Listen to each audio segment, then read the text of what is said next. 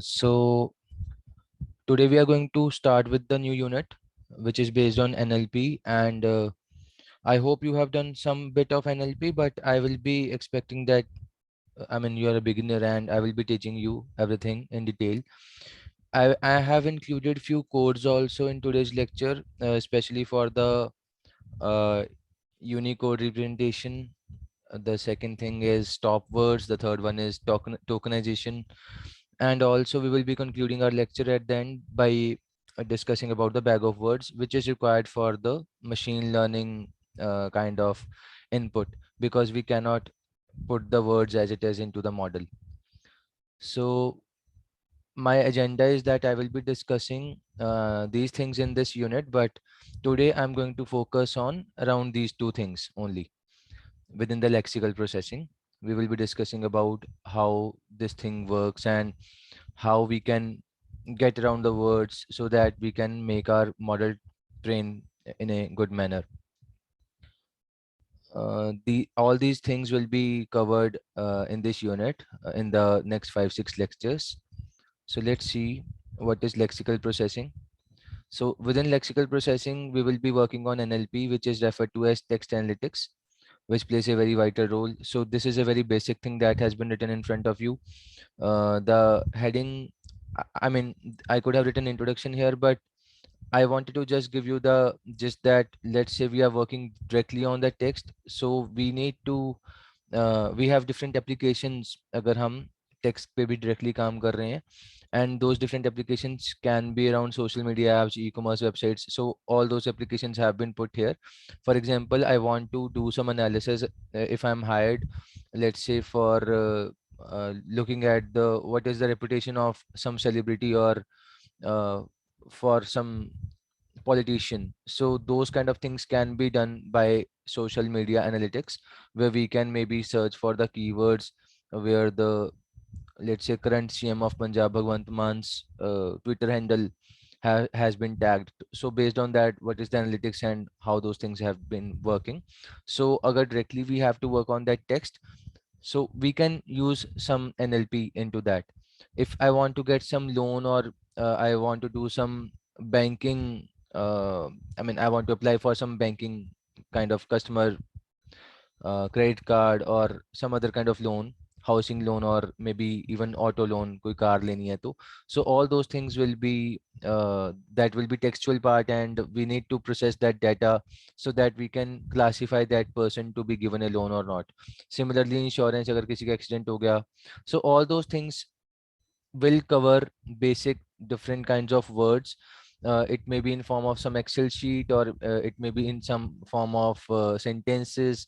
हो सकता है किसी के बारे में उसने किसी बैंक मैनेजर में ने दो चार लाइन लिख दिया कि that this person is not fit for getting the loan. So we need to analyze all those things within that file of a person. Similarly, e-commerce, psychology, and cognitive science. So these are different applications in NLP. And let's say that we have some text. Suppose this is the given text, जैसे ये Wikipedia का screenshot है, where we have taken this screenshot. We have this history of NLP started around 1950s when Alan Turing gave this model of computing machinery and intelligence, which is known as Turing test and all. So all these things, if we need to process, we need to put something. I mean, it depends on the language also. जहाँ पे लिखा भी हुआ है that let's say if the data you get is in this form, and your task is to create an algorithm that translates this to a different language. अगर ये English to Hindi translation करना, machine translation, so we need to understand the context behind it. So your system should be able to take the raw unprocessed data and break them into some smaller sentences or smaller sequential problems and solve each of them individually. There are lots of steps. You also might be knowing few of them, और अगर नहीं भी पता तो वो भी अब detail में देखेंगे हम. So the individual problems could be as simple as breaking the data into sentences, words, paragraphs, etc. ठीक है, ये सब हम कर सकते हैं. And also these current models, अगर हम latest models की बात करें, for example BERT है, right. So BERT is the latest. Actually BERT is not the latest. BERT is still 3 4 years old.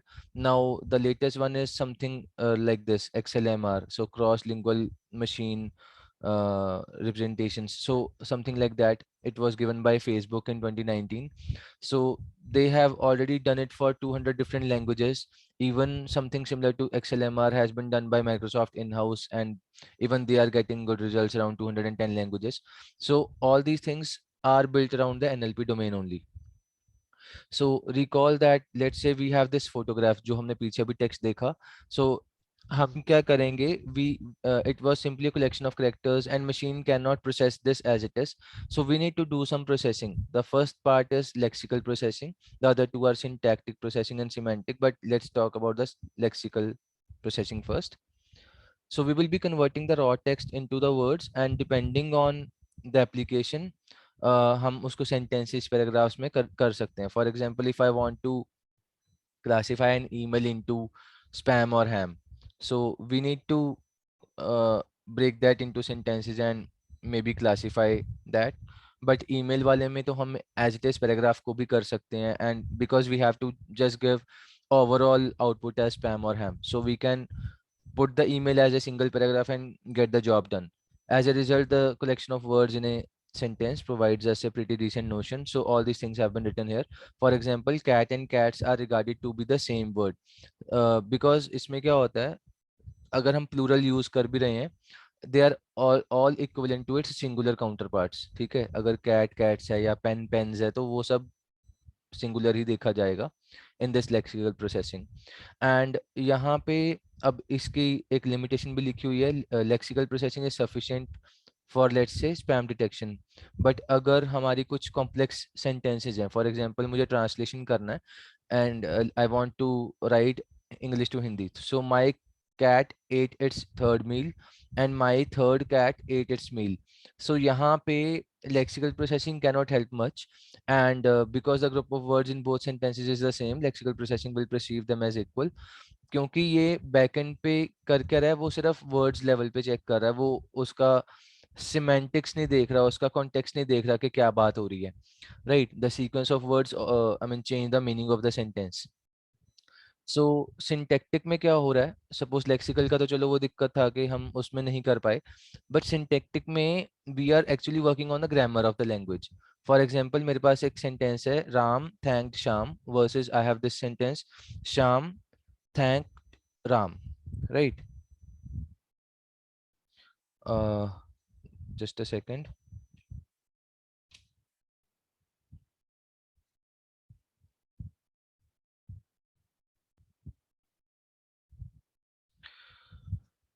So this is our CACD 10, right?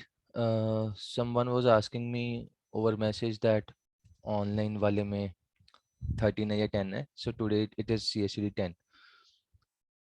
So the grammar में हम मतलब ऐसे करके sentences का mainly we are working around the subjects and the objects if you want to work around the syntactic processing. And if I want to let's say search, अगर sentence लिखा who is the prime minister of India, तो इसमें prime minister India तो ठीक है मतलब, लेकिन इसमें अभी भी ये दिक्कत आ रही है दैट अगर मैंने सर्च किया who is the PM of India, so PM और प्राइम मिनिस्टर को वो अलग अलग दो चीजें मानेगा according to the syntactic processing, and this is better handled by semantic processing जो third वाला था. So lexical and syntactic processing doesn't suffice when it comes to building advanced NLP applications such as translations, chatbots.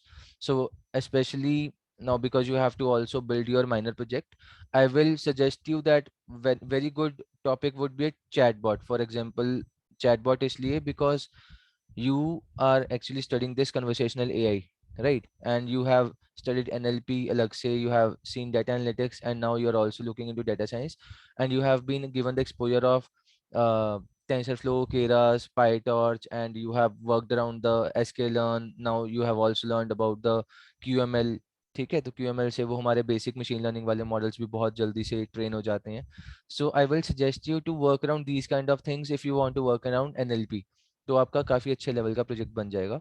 And the machine after this two steps जो हमारा lexical syntactic था, it will still be incapable of actually understanding the meaning. तो context की बात हो रही है, ठीक है, कि मतलब मीनिंग क्या overall, because you are just working at the word level. Such an incapability can be a problem वही बात हो रही है यहाँ पे वो प्राइम मिनिस्टर और पीएम वाली. And it will not understand that the words PM and prime minister are same. You could store the answer separately for both the variants PM और प्राइम मिनिस्टर का, बट कितना कर लोगे manually. So your machine should be able to identify synonyms, antonyms, etc. on its own, right? So all these things have to be handled by the machine only. So this is typically done by inferring the words meaning to the collection of words. तो ये क्या कर रहा है, आगे पीछे के words का भी कॉन्टेक्स्ट ले पा रहा है. ठीक है, सिमेंटिक वाला. So if the words PM and prime minister are occurring frequently around similar words, then you can assume that the meaning of these two words are similar as well, right? So ये चीजें थोड़ी सी important हैं from the complex applications point of view. We need to make sure that, let's say, even if क्या होता है कि अगर हमने कोई रिसर्च पेपर लिखा या कोई एक पैराग्राफ लिखा तो हम एक ही बार फुल फॉर्म लिखते हैं and then we write prime minister. अगर लिखना है, सपोज मैं एक सेंटेंस में प्राइम मिनिस्टर लिख रहा हूँ एंड मैं उस प्राइम मिनिस्टर लिखने के बाद यहाँ पे ब्रैकेट में पीएम लिख देता हूँ, that from now on I will be referring to prime minister as PM. बाकी सारे जगह पे मैं पीएम पीएम पीएम लिख दूंगा. तो ये वाली चीज को हैंडल करने के लिए we need to take help of semantic processing. I hope इतना क्लियर है. Similarly in this kind of sentence, let's say कोई king और queen की बात हो रही है and actually king and queen are related to each other, right? Queen is actually a female version of king अगर हम देखें in textual form, and all these two words can be referred to as monarchs also. So you can probably save these relationships manually, but वो भी कितना कर लोगे. Your machine should take care of all these things, right? Because the document can be very large. You may be processing a PDF, you may be processing multiple PDFs. तो बहुत सारे जब text आ जाते हैं, when we are discussing multiple kinds of datas, अगर multiple PDFs को हमने इनपुट दे दिया एंड उसमें भी I mean there might be a case that let's say और ये होगा ही in real world. What happens is, let's say I have made my folder of ebooks. तो उसमें ई बुक्स में सब्जेक्ट वाइज बुक्स होंगी, right? या तो आप उसमें फोल्डर बना लो अलग अलग, बट अगर फोल्डर नहीं है और मैंने हर जगह वो फेंक दिया कि यार ये मेरे को अच्छा लग रहा है, इसको यहाँ डाल दो, ये बुक अच्छी लग रही है, इसको यहाँ डाल दो. Let's say I want to classify all this PDFs which I have thrown into this folder just by making a software जिससे वो अलग अलग हो जाए कि यार ये डेटा साइंस की बुक है, ये मेरी मैथमेटिक्स की बुक है, ये वाली बुक मेरी लेट्स से सोशल साइंस की है. मतलब ये स्कूल लेवल का हो गया, बट समझ पा रहे हो आई होप. ठीक है, हो सकता है डेटा स्ट्रक्चर्स की है. तो मतलब ये चीजें अगर आप ऐसी कुछ ऐप बनाना चाहते हो for your own good, because you will be having these e books through out your life, right? E books तो हमें मिल जाती हैं, रिसर्च पेपर्स हमें मिल जाते हैं, लैपटॉप पे पड़ा रहता है और वो गुम भी जाता है. It is better that you develop an app जिससे क्या हो, डेटा साइंस की सारी बुक्स आपके आउटपुट में आ जाएं. अगर आपने वो स्क्रिप्ट रन करी, सारी डेटा साइंस की बुक्स यहाँ पे आ गई एंड डिपेंडिंग ऑन कौन सी बुक उठानी है तो आप इसको खोल सकते हो. मतलब ऐसी कुछ ऐप बना लोगे, it will be a very good tool for you. Then once you have the meaning of these words obtained via semantic analysis, you can use it for variety of applications. अब इसकी बात हो रही थी, for example I want to build some machine translation. अब English to Hindi वाला तो बहुत सारा फिर भी काम हो रखा है. सपोज मुझे इंग्लिश टू चाइनीज ट्रांसलेशन करना है. अब हम जैसों को we don't know Chinese, right? We don't know Russian, we don't know कोई भी बाहर की लैंग्वेज है. There is a very low chance के हमें फ्रेंच के अलावा कुछ और आता भी है. इंडिया में फ्रेंच ज़्यादा से ज़्यादा आता है या फिर जर्मन आता है मैक्सिमम लोगों को. इसके अलावा कोई और मतलब कोई एक्स्ट्रा कोचिंग नहीं लेता इन दोनों के अलावा, राइट? तो French, German, English, Hindi, Punjabi, ये सब हमें ज़्यादा से ज़्यादा आ सकते हैं. हो सकता है if someone is South Indian he must be knowing Malayalam और any Kannada, different kind of languages. But हमारी limitations हैं. Even our uh, there is one very famous minister these days. He is very viral. He is in Indian Foreign Services. So he had given a reply to America. तो उसको मैं उसका article पढ़ रहा था. He knows 7-8 languages. ठीक है, तो मतलब एज ए ह्यूमन बीइंग हम 7-10 लैंग्वेजेस सीख सकते हैं, मतलब थोड़ा मेहनत करके. But in the end we need to build some machine translations. For example, I am going to China or maybe I am going to Germany. हो सकता है कि मेरे को नहीं आती वो लैंग्वेज और मैं सीख नहीं सकता बहुत जल्दी, और मुझे 3 दिन के लिए जाना है वहाँ घूमने के लिए। So I can maybe build some machine translation software for myself personal use के लिए, सो दैट मेरे को बेसिक सी घूमने वाली चीज़ों की टाइम पे जगह पे कुछ मतलब ज़्यादा धक्के ना खाने पड़े। Obviously we have Google Translate and everything these days, so but एक personalized भी आप बना सकते हो, right? So all these things have to be handled by using semantic analysis, and hence in most of these applications lexical and semantic processing simply form the pre-processing layer. तो ये वाली जो basic चीजें हैं, मतलब सिमेंटिक हो गया, lexical हो गया, ये सब हमारा प्री प्रोसेसिंग है। किसके लिए? For our machine learning model. ठीक है, आप ये सब करोगे, प्री प्रोसेस कर दोगे, सब कुछ कर दोगे, then only you you have to give your input to the model. Now for example मैंने ये डायग्राम खुद बनाया है तो यहाँ पे दो वर्जन हैं, एक तो ये है ट्रेडिशनल वाला, एक है डीप लर्निंग वाला। So let's discuss the traditional first. So it starts with this thing. For example, I have some text. ठीक है, यहाँ से बॉटम से शुरू कर रहे हैं हम। Let's say I have some text where I have some user generated content. तो उसको मैं ब्रेक कर रहा हूँ टेक्स्ट में, मतलब टेक्स्ट को सेंटेंसेस में, वर्ड्स में, पैराग्राफ में। तो ये सब आता है लेक्सिकल प्रोसेसिंग के under. And then there is something called parsing. ठीक है, एक शैलो पार्सिंग नाम की चीज होती है। फॉर एग्जाम्पल मेरे पास ये सेंटेंस है, can I have a can of Pepsi after completing the syllabus. अब जो पहले वाला कैन है, it is kind of a noun, right? But the second can here is my verb. No, second वाला noun है, first वाला verb है। So ये वाली दो चीजें हमें अलग से समझ में आनी चाहिए। This is part of our parsing and this comes under syntactic processing. So understanding the language itself is part of syntactic processing part. ठीक है, जैसे मैंने पीछे भी बताया था कि आप ऑब्जेक्ट्स को देख पा रहे हो या उसका रिलेशनशिप क्या है, जैसे वो राम और श्याम वाला था, right? So then we go head to the semantic processing. यहाँ पे हमें जनरल नॉलेज अपनी लगानी पड़ सकती है, कॉन्टेक्स्ट लगाना पड़ सकता है, डोमेन नॉलेज लगानी पड़ सकती है। So even we human beings can not understand, अगर मैं सिर्फ कैन को देखूं फर्स्ट वर्ड को, आई कैन नॉट से कि भाई इसका मतलब क्या है। It can be a noun, it can be a verb. जब मैं पूरा सेंटेंस पढ़ता हूँ तब समझ में आता है दैट कैन ऑफ पेप्सी, ये वाला can is noun and the first one is verb. तो हमें आगे पीछे देखना पड़ता है, राइट? इसमें हमारी जीके लगी हुई है, हमें पता है इतना। तो all those things have to be collaborated using semantic processing। पहले ऐसा होता था, before machine learning deep learning were famous. इतना करने के बाद you could have directly worked on machine translation, question answering system, chat bots, conversational UI, sentiment analysis, ये सब हो जाता था। But now few things have been updated by using deep learning architecture। तो यहाँ पे एक deep learning layer add हो गया है, where we have multiple models such as LSTM, GRUs, I have already taught these two, and transformers and BERT will be taught to you by Jasmeet sir in the NLP subject। So you have multiple options these days to work around the textual data। आप pre processing सारी खत्म कर लो, उसके बाद directly आप deep learning में डाल दो and you will get some deep features after some bias and weight training, है ना? एंड ओवर द टाइम वो मॉडल इंप्रूव हो जाएगा and you can build multiple applications out of it. उसमें आप ट्रांसलेशन भी कर सकते हो, question answering system, all these are different project ideas. तो इसमें आप बहुत अलग अलग चीजें बना सकते हो। If you have a doubt till now you can ask. मैंने अभी कुछ बेसिक चीजें डिस्कस करी हैं। If you have a doubt you can put in chat box और यू कैन स्पीक अप और आई विल मूव अहेड। किसी को डाउट तो नहीं है?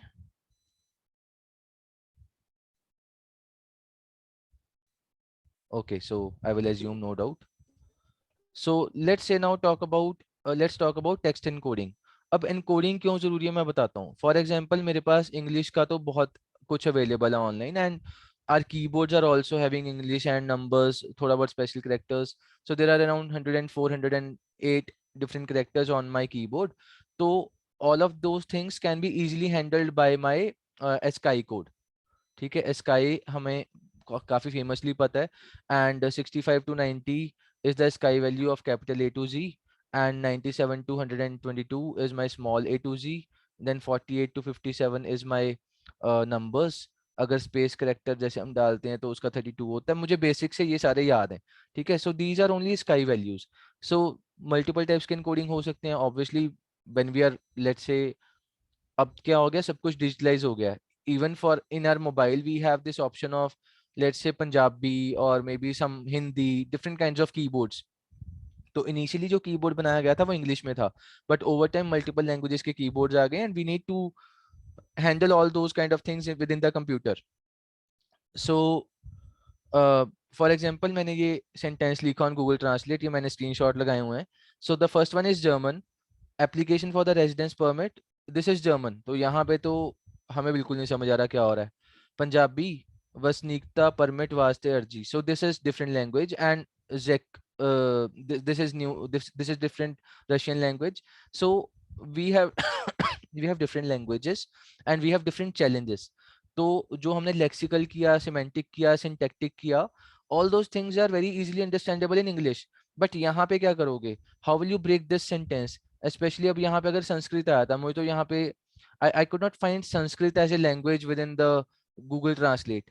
ठीक है, so they have not added Sanskrit as a option. तो संस्कृत में तो और भी ज्यादा, मतलब जर्मन से भी ज्यादा वो कंबाइन कर देते हैं, पूरा पूरा सेंटेंस एक वर्ड में आ जाता है, right? So all those kind of languages are very difficult and actually I gave you one example in the beginning, एक XLMR वाला। so Excel is cross lingual, तो इसको हम क्रॉस लिंगुअल कहते हैं। And cross lingual is actually meaning, I mean उसका meaning यही है कि आप मल्टीपल लैंग्वेजेस के ऊपर काम कर पा रहे हो। ठीक है, तो XLMR, this is the model that is very helpful in handling this kind of translations अगर multiple languages में काम करना है। Facebook has already published a research paper around this XLMR model, so you can search about it and learn more अगर तुम्हें किसी को काम करना multiple languages पे। एंड नाउ ऑब्वियसली अपना इंग्लिश वाला तो ठीक है, समझ में आ रहा है, एंड स्काई में सब कुछ हो जाता है easily handle. But for you to work with the non English text you need to understand how all other characters are stored. तो अब उसकी बात कर लेते हैं कि भाई ये स्टोर कैसे हो रहा है ना? And computers could handle numbers directly and store them on registers, but they cannot store the non numeric characters as is the alphabets and special characters। so वही सब लिखा हुआ है, but in the and it's talking about encoding. मतलब ये है कि आप सिर्फ इंग्लिश की बात मत करो, also talk about other languages, and उसके लिए आपको एनकोडिंग लगेगा। And for that can anyone tell me what kind of encoding we can do? अगर किसी को आइडिया है, what kind of other options do we have if I want to handle Hindi और पंजाबी और एनी अदर लैंग्वेज? स्काई के अलावा और क्या होता है? Be quick, Unicode, yes. So Unicode की बात करते हैं यहाँ पे। फॉर एग्जाम्पल मेरे को समझ में आ रहा है कि स्काई का फुल फॉर्म ये गिवन है, ठीक है। इट केम इन 1960 और उस टाइम पे करेक्टर्स मतलब जो हमारे कीबोर्ड पे होते थे तो वो सब हो गया, ठीक है, मान लिया। But then over time multiple languages I and ASCII became outdated, so that so now we have this unicode standard and we need to work around it to understand कि भाई कैसे काम करना है। एंड यूनिकोड में हर तरह की चीज वैलिड है, मतलब we can work around modern languages as well as the older languages. So there are two types of standards, sky and unicode. Unicode में भी there are two types of variations, UTF-8, UTF-16. does anyone know इसमें कुछ advance में पता है आपको UTF-8 और 16 के बारे में? अगर पता है तो बताओ। नो सर, जस्ट सुना है वैसे। बस सुना हुआ है ना? और मेरे को ना it was around 2014 when I was preparing for companies. I was doing my masters in Thapar only. So उस टाइम पे मेरे को एक सुनने में आया था कि Microsoft asked this question to one guy who was my batchmate that how will you save a string in Unicode encoding in a single pass? Complexity ON होना चाहिए, right? So that thing can only be done अगर आप उसमें, अगर आपको पता हो that how this UTF-8 और UTF-16 works. So you will have to work around these things and you have to understand this के वो वर्किंग कैसे है, then only you can do some coding around it, right? And this, now let's talk about it. अब यहाँ पे suppose we have types of encoding, अब इसका मैं बता देता हूँ वो काम कैसे कर रहा है। UTF-8 और 16 के बारे में हमें सामने ये दिख रहा है that obviously 8 और 16 are the number of bits, ठीक है। अब क्या होता है, UTF-8 can easily handle the English वाला पार्ट, क्योंकि स्काई में भी 80 बिट्स होते हैं, बट 16 वाले में we can handle the other languages 16 bits के थ्रू। सो लेट्स सी क्या हो रहा है। सपोज डॉलर है, अब अमेरिकन ने ये कीबोर्ड बनाया तो डॉलर तो अपना डाल दिया, बट रूपी के लिए कोई स्काई वैल्यू नहीं है हमारे पास, ठीक है। ASCII code does not exist for this rupee sign. Now this for UTF-8 and UTF-16 उन्होंने क्या किया, यहाँ पे जैसे बाइनरी में अगर हम करते हैं तो उसका हेक्साडेसिमल सेम है यहाँ पे, but for rupee also we have this thing now. अगर आप इसको ध्यान से देखोगे, so this is actually showcasing us total of 24 bits. UTF-8 में इसमें ये 3 बार मतलब वो हो रहा है, मेरे को याद आ गया हो क्या रहा है यहाँ पे। एक्चुअली यहाँ पे 3 का नहीं, इनफैक्ट 32 बिट तक का अवेलेबिलिटी है इन UTF-8। यहाँ पे स्लाइड पे लिखा नहीं हुआ, बट UTF-8 का ना एक ड्रॉबैक है। वो ड्रॉबैक ये है कि वो इंग्लिश के लिए तो 8 बिट्स ही लगाता है, बट नॉन इंग्लिश के लिए वो 32 बिट्स लगा देता है, ठीक है। So 1 byte versus 4 bytes. So in a way my UTF-8 is not very consistent, वो अप टू 34 बिट्स का अवेलेबिलिटी रखता है फॉर नॉन इंग्लिश करेक्टर्स। तभी यहाँ पे 24 बिट्स दिख रहे हैं, but maximum it goes up to 32। So उसी को यहाँ पे लिखा हुआ है, अभी यहाँ पे हमें दिख रहे हैं 6, but it we can also add 2 more bits, तो ये टोटल 32 बिट हो जाएगा, ठीक है, हेक्साडेसिमल में। Similarly if I want to work around UTF-16, यहाँ पे एक ये फायदा है कि चाहे आपका स्काई वाला है चाहे कोई और है, वो 16 बिट में ही सॉल्व करेगा। So this is a good thing about the UTF-16 part, कि इसका 16 बिट कंसिस्टेंट है। बट फॉर UTF-8 ये ड्रॉबैक था that it may take more space compare to UTF-16। तो ये दोनों का डिफरेंस पता होना जरूरी है। And suppose you are given this task of coding, अगर तुम्हारी किस्मत अच्छी हुई और अगर ये वाला चैलेंजिंग सा क्वेश्चन आपको मिला, तो आपको भी ये पता है that you can build this. Let's say आप वहां पे उनको बोल देना कि सर UTF-16 के बेसिस पे हम बना रहे हैं, because it has this consistency of 16 bits, and then you can solve it for any Unicode, क्योंकि यूनिकोड का range is around 65,000 something, right. So उतना सब पॉसिबल है 16 बिट्स में, 2 raised by 16 is around this number only. Okay, so types of encoding discuss हो गया।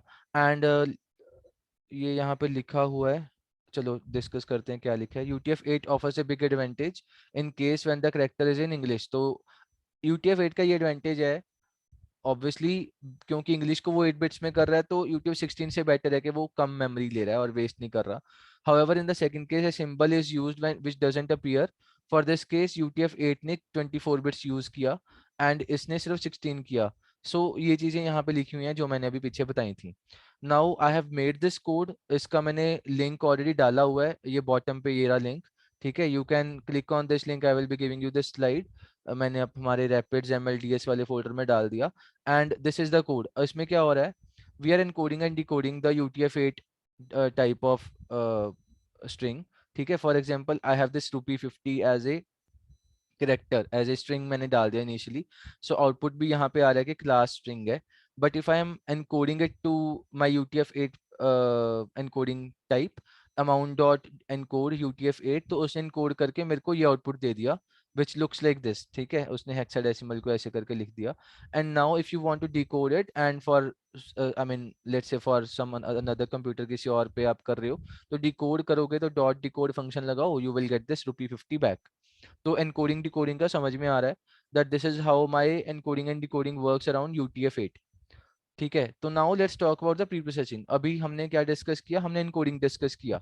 Now we need to discuss about the preprocessing part of the text, tokenization, stop words removal, stemming, lemmatization. So I have covered up to tokenization and stop words in this lecture, plus I will be discussing bags of words. Let's speed up, we have only 15 minutes, 15-17 minutes ही बचे हैं। So let's look at the word frequencies and stop words. So while working with any kind of data, the first step is that we need to understand, और उसको थोड़ा सा देखना है, preprocessing करना पड़ेगा, थोड़ा साफ करना पड़ेगा डाटा को, और वो साफ भी क्यों करना है वो भी अभी दिखाऊंगा।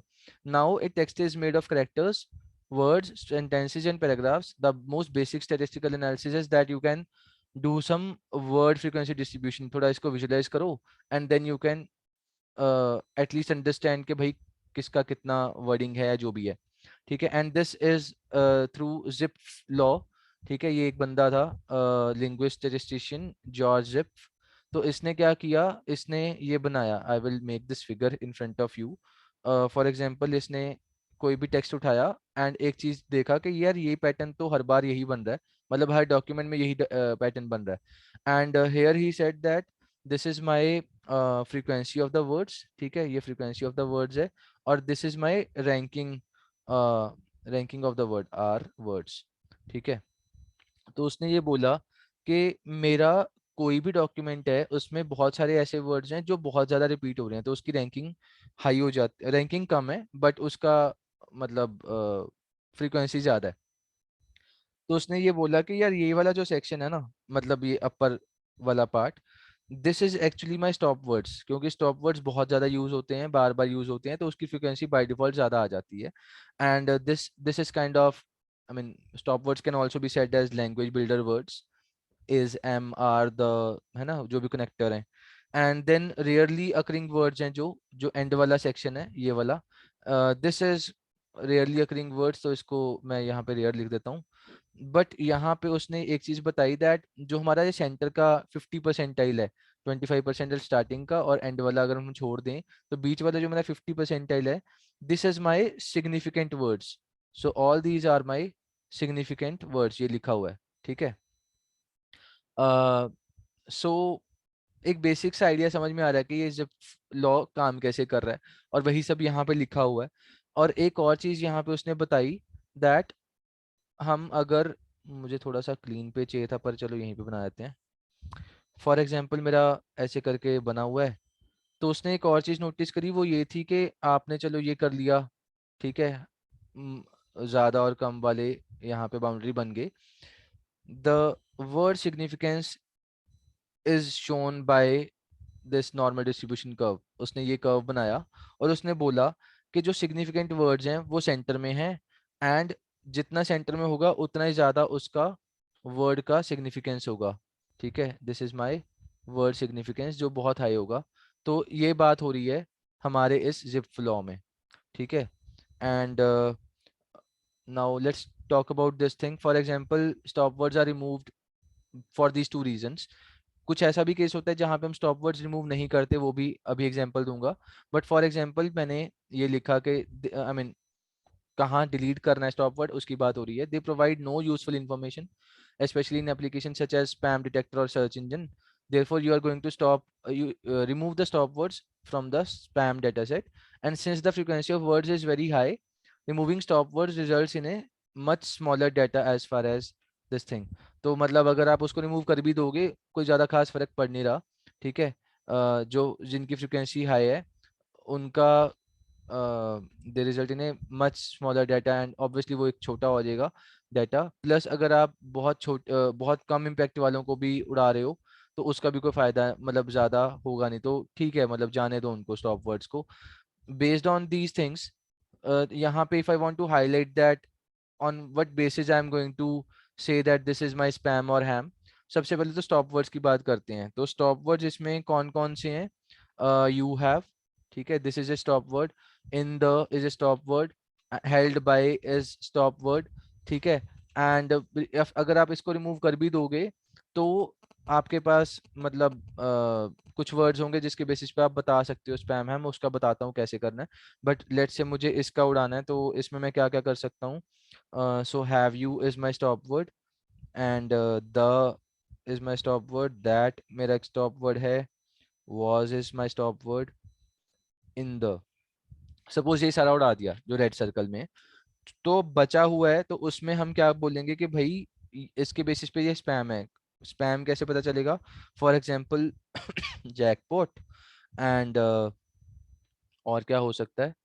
जैकपॉट एक वर्ड है, बट केबीसी चलो एक नाउन है, उसको मैं स्पैम तो नहीं बोलूंगा। बट हाँ, अगर ऐसे करके कुछ मेरे को आ रहा है एसएमएस, ऐसे कॉल्स भी आते हैं, स्पेशली हमारे जो घर के बड़े हैं, बड़े बुजुर्ग हैं, उनको नहीं पता कि ये चीज़ें ऐसे वाला आजकल चल पड़ा है। Even I was handling once phone of my grandmother, तो उनको ऐसा कुछ आया कि ये कॉल करो, ये कह रहे हैं बात करो, तो मैंने उस बंदे को उधेड़ दिया। I talk to him, he was pretending to be SBI manager. मैंने उसको बोला कौन सी ब्रांच का, ये वो मैंने उसको तंग कर दिया, क्वेश्चन पूछ पूछ के, वो बेचारा गाली दे के उसने काट दिया। And I blocked him, and block करने से पहले मैंने उसको बोला that I will report this number to police station and now you will get a call from Chandigarh cyber forensic cell. तो वो भाई साहब ने दोबारा मेरे पूरे घर पे किसी को दोबारा मैसेज नहीं किया किसी और नंबर पे। So those kind of things, ये स्पैम्स आजकल फोन पे भी आते हैं, मतलब SMS भी आते हैं, व्हाट्सएप पे भी आते हैं। It's not just about the emails now anymore. So ये वाली चीजें हमें देखनी पड़ती हैं, right. And then however there are exceptions when these words should not be removed. कब नहीं करना? For example concepts such as parts of speech tagging and parsing where stop words are preserved because they provide the meaningful grammatical information in those applications. तो इसका भी example देखेंगे कब नहीं उड़ाना। On the other hand you are going to remove the rarely occurring words because they might provide useful information in spam detection. Also removing them provides no added efficiency। ठीक है, मतलब इसका कोई ज्यादा खास नहीं फर्क पड़ रहा। Now let's look at this code that I have made for you people। इसका थोड़ा सा फटाफट डिस्कशन कर लेते हैं। दो कोड डिस्कस करने हैं मेरे को, एक तो स्टॉप वर्ड्स का, एक टोकनाइजेशन का। तो स्टॉप वर्ड्स का ये लिंक मैंने खोला हुआ है, मैं सीधा उस पे पेज पे लेके जा रहा हूँ। Just a second.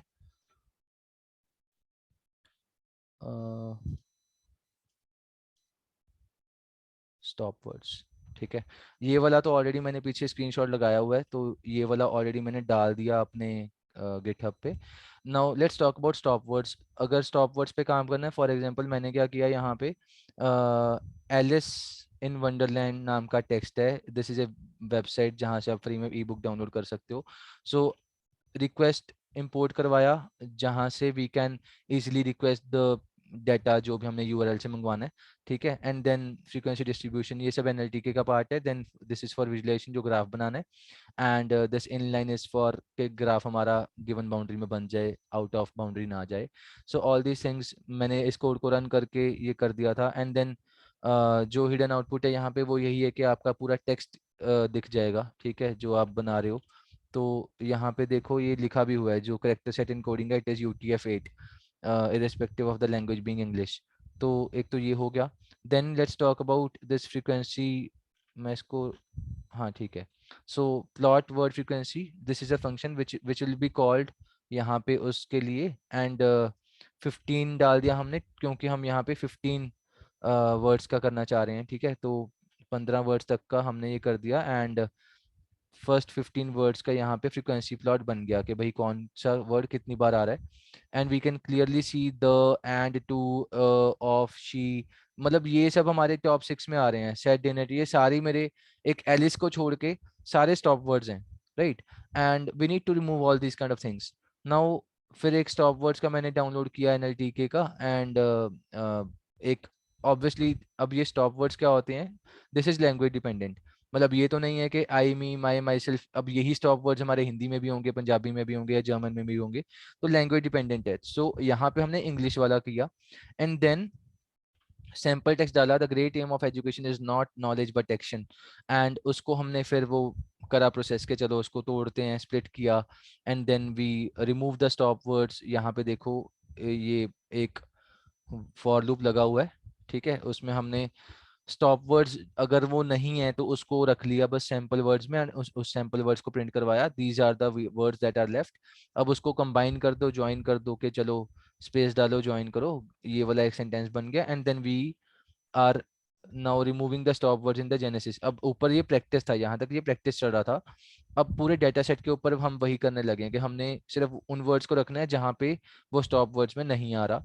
एंड फिर टॉप 10 के हिसाब से फ्रीक्वेंसी प्लॉट बनाएंगे। And we will see that this frequency plot is now said, I, Alice, ये बीच में कुछ है स्पेशल करेक्टर टाइप्स, फिर लिटिल, द, प्रोजेक्ट, वेंट। अब इसमें एक दो दिक्कतें हैं and we will need some tokenization to handle that. अब यहाँ पे एलिस दो बार है, एक एलिस सिंपल आ रहा है, एक एलिस आ रहा है विद फुल स्टॉप, पता नहीं शायद कॉमा है, हाँ कॉमा है। And then there is this the भी एक स्टॉप वर्ड है, और एक आई भी स्टॉप वर्ड है, but these have not been removed, maybe because यहाँ पे हमने इसको लोअर केस में नहीं किया, राइट। अगर लोअर केस में कर देते शायद वो स्टॉप वर्ड में पिक हो जाता। तो हमने यहाँ पे एक तो लोअर केसिंग नहीं करी, उस चक्कर में यहाँ पे एलिस भी 2 बार आ गया, एक वो पंक्चुएशंस वाला रिमूव नहीं करा तो यहाँ पे कॉमा भी साथ में आ गया, उस चक्कर में एलिस एलिस तो आया ही। एंड दिस प्रोजेक्ट एलिस, इन सब का ए बड़ा है या पी बड़ा है ना, तो all these things need to be handle through tokenization. तो टोकनाइजेशन का भी कोड हम देखेंगे, just give me few seconds, I am taking you back to the PPT. तो ये कोड का मैंने लिंक यहाँ पे डाल दिया है, I have already put this code on my GitHub, देख लेना। Now let's talk about tokenization and within tokenization we will build a spam detector, ठीक है। अब ये बेस्ड ऑन स्पैम डिटेक्शन हम डिस्कशन करेंगे। डेटा सेट का link यहाँ पे गिवन है, you can explore it later on, ठीक है। Now there is lots of noise in the data, मैं आपको ना एक बार फटाफट दिखा भी देता हूँ वो डेटा सेट दिख कैसा रहा है। So I have already downloaded it और वो दिखने में ऐसा है, ठीक है। तो यहाँ पे हमें पता है यार, एक तो ये देखो कैपिटल लेटर्स आ रहे हैं, है ना, मिक्सचर है मतलब कैपिटल लेटर्स का। अब जैसे ये यू है, यू ये कैपिटल यू है, and then you have this thank you वाले एरिया में ये देखो वाई ओ यू वाला यू है। तो यू का भी अलग अलग तरीका है यहाँ पे लिखने का। तो there are lots of things, यहाँ पे डॉट डॉट डॉट आ रहा है, या there are lots of stop words, बीच में एक्सक्लेमेशन मार्क भी आ रहे हैं, पोस्ट्रॉफी भी आ रहे हैं, क्वेश्चन मार्क भी आ रहा है। तो all those things have to be removed and handled carefully if you want to classify it into ham or spam, right? And now वही चीज यहाँ पे लिखी हुई है that there are lots of noise in this data. Noise is in the form of non-uniform cases, punctuation, spelling errors. So these are exactly the things that make it hard for anyone to work around the text data. And there is another thing, how to extract the features from the messages so that you can build a classifier. Now we have already studied SVM, KNN, इतना कुछ पढ़ लिया हमने पीछे. Now we cannot directly use those models on this kind of data. हमें उसको कुछ convert करना पड़ेगा. And when you create any machine learning model such as this detector, you will need to feed in features related to each message that the ML algorithm can take in and build the model. But in here, in this data set, you have only 2 columns. अब ये यहाँ पे ये बात कर रहे हैं कि आप पहले क्या करते थे कि सपोज हमारा आइरिस डेटा सेट था, we could have directly use those numbers and then classify वो 0 1 2 कर देते थे एंड हमारा game over. But in this case we have only 2 columns. If you look at this Excel sheet again, there are only 2 columns, एक ये V1 है, एक ये V2 है। V2 में पूरा पूरा सेंटेंस गिवन है, तो आप ये तो नहीं कर सकते कि आप पूरा पूरा सेंटेंस उसमें इनपुट दे दो और इसको आप कुछ तरीके से प्री प्रोसेसिंग करोगे तभी आपका वो काम बनेगा। And you can not directly use those sentences as it is for the processing. तो to deal with this problem हमें क्या करना है, हमें टोकन्स के ऊपर काम करना है. So you will extract the features from the messages. From each message you will extract each word by breaking each message into separate words और tokens, and this technique is called tokenization, a technique that's used to split the text into smaller elements. यहाँ पे tokenization की बात हो रही है. I'm sure that you know basics about tokenization. Tokenization में हम सिंपल वर्ड्स में उसको ब्रेक कर रहे हैं, बड़े बड़े सेंटेंसेज और पैराग्राफ्स को, and then we are working around them के उसको शॉर्ट मतलब उसको स्मॉल केस में कर दिया और क्या क्या मतलब उस पर करना है वो सब इसमें हो जाएगा. And there are different types of tokenizations. Character tokenization है, सेंटेंस टोकनाइजेशन है, ट्वीट टोकनाइजेशन है, इवन रेगेक्स टोकनाइजेशन होता है. 4 टाइप का होता है, यहाँ पे लिखा भी हुआ आगे शायद मैंने. But let's look at this code जो मैं अभी पीछे दिखा रहा था कि मुझे कोड एक और डिस्कस करना है. So this is my tokenization code, right. And these are the different kinds of tokenizations that we have. Already मैंने इसको रन करा हुआ है तो मैं दोबारा से रन नहीं करूंगा, बट डिस्कस कर रहा हूँ सिर्फ. So let's say that this is my document. यहाँ पे 2 सेंटेंसेस लिखे हैं मैंने, एंड अगर मैंने उसको एज इट इज प्रिंट किया, it looks like this. These are the 2 sentences. Then अगर मैंने इसको स्प्लिट किया, it will look like this. At 9 o'clock I visited him myself. It looks like religious mania and he will soon think that he is God. ठीक है, ऐसा कुछ है sentence.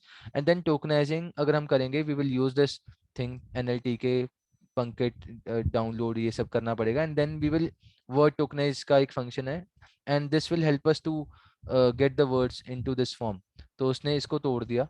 And एक चीज ध्यान से देखो यहाँ पे, 9 o'clock को उसने ओ क्लॉक ही रखा, राइट. उसने ओवर क्लॉक को अलग नहीं किया. तो ये हमारे NLTK में हो जाता है. बट अगर आप नॉर्मल उसका स्टॉप वर्ड रिमूव करते या उसके पंचुएशन रिमूव करते, वो ओ क्लॉक को भी 2 में कर देता. तो ये NLTK के कारण नहीं हुआ. सो ये यहाँ पे लिखा भी हुआ है, right. And then sentence tokenization, अभी ऊपर वर्ड का था, अब पूरा पूरा सेंटेंस करना है. तो सेंट टोकनाइज ऐसे नाम करके इंपोर्ट है, इंपोर्ट करा, and we have done it for 2 sentences. उसने फिर फुल स्टॉप के बेसिस पे 2 sentences को अलग कर दिया. And this full stop can be A question mark, it can be exclamation. तो एंड ऑफ सेंटेंस किसी भी फॉर्म का हो सकता है. I personally think that the send tokenizer will handle it automatically. NLTK is very powerful in those things. Then tweets का भी हो सकता है. Now let's say that I have this tweet. I recently watched this show called Mindhunters. I totally loved it. It was great. Binge watching, nothing to do. ठीक है, तो इसमें हमें ये दिख रहे हैं कि स्माइलीज हैं. हमें ऐसे वाला स्माइली भी दिख रहा है जो पुराना चैट का होता था, एसएमएस वाला. ये हार्ट बना हुआ है. अगर आप इसको तोड़ दोगे तो वो लेस देन और 3 का कोई मतलब नहीं रहने वाला. तो हैश को भी देखना हमने. सो all these things can be easily handled by. अब ये वर्ड टोकनाइज के बेसिस पे है, तो उसने तो इसको ऐसे तोड़ देना, और यहाँ पे तोड़ा भी होगा. लेस देन 3 वाला दिख रहा है कहीं पे. Just a second. हाँ, ये रहा. लेस देन 3 है ना, तो ये दो अलग अलग हो गए. Right, so this is not good for us. तो इसके लिए we need this tweet tokeniser वाला लाइब्रेरी. एंड ट्वीट टोकनाइजर क्या करेगा, उसने इसको ऐसे किया. उसमें क्या हुआ, मतलब ये हार्ट भी बचा रहा, स्माइलीज भी आ गए, एंड देन ये वाली स्माइली भी आ गई. तो tweet tokenizer is very good in this kind of thing. अगर आपको ट्वीट्स के ऊपर काम करने हैं, do use this tweet tokenizer thing to do the tokenization. And then अगर आपको hashes पे काम करना है, you can do it through this pattern कि भाई मेरे को ये बनाना है कि hash और words करके ये वाला word वाला हो गया, ये plus हो गया. So you should know the basics of regex मतलब regular expressions, and those things can be picked. अगर वो मतलब उस पूरे सेंटेंस को ट्रेवर्स करेगा, you will it will find that कि हैश कहाँ पे है, तो उसने दोनों को आउटपुट दे दिया. So this was about the tokenization. And now वो यहाँ पे अब यहाँ ये वही सब लिखा हुआ है कि भाई जो हैजंट है, कांट है, ये सब हमारा एनएलटीके वाली चीज हैंडल कर लेगी स्प्लिट की बजाय. तो ये ओक लोक वाला भी ऑप्शन यहाँ पे मतलब डिस्कस करा हुआ है जो हमने पीछे देखा था. Now there are 4 types of things जो हमने देख लिया already in the code: word tokenizer, sentence tokenizer, tweet and regex tokenizer. So all those things we have seen in the code previously. Now let's quickly cover in 2 minutes what is bag of words. I hope you know the basics, but मैं still यहाँ पे discuss करना चाहता हूँ. So we have learned 2 types of pre-processing steps: tokenization and removing the stop words. ये इतना हमारा हो गया, कोड भी देख लिया. But you still can't use the list of words that you get after these processing steps to train a machine learning model. अब यहाँ पे फॉर एग्जाम्पल मेरे पास एक ये सेंटेंस है, RRR is a great movie. Now आपने stop word remove कर दिए, छोटा भी कर दिया, सब कुछ कर दिया. तो आप इसको क्या करोगे, मैंने यहाँ पे फिगर में ये मैं ठीक कर दूंगा. RRR should be small in this case bag of words में, क्योंकि वो स्मॉल केस में भी करेगा. I will edit this image and put it again.